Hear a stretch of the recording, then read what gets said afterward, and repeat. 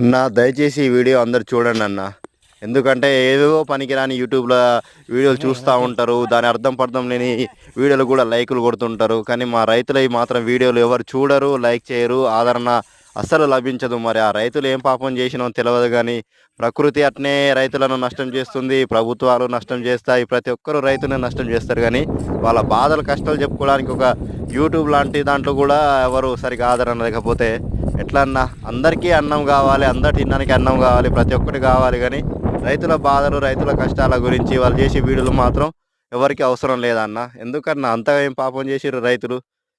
మనకు fast food సెంటర్లు ఉన్నాయి కదా, బేకరీలు ఉన్నాయి, ప్రతి ఒక్కటి అనుకుంటారు కదా అన్న. ప్రతి ఒక్క ముడి పదార్థం అన్నీ మన రైతులు పండించిన పంట ద్వారానే కానీ వచ్చేటి. అక్కడ ఏమైనా మిషన్లో కంప్యూటర్లో డౌన్లోడ్ చేసేది కాదు కదా. దయచేసి రైతులకు కూడా, రైతుల వీడియోలకు కూడా, రైతులను కూడా కొంచెం ఆదరించండి అన్న. ఈ వీడియో అందరికి షేర్ చేసి కొంచెం మా బాధలు కూడా చూపెట్టండి అన్న. ఇవన్న రైతన్నల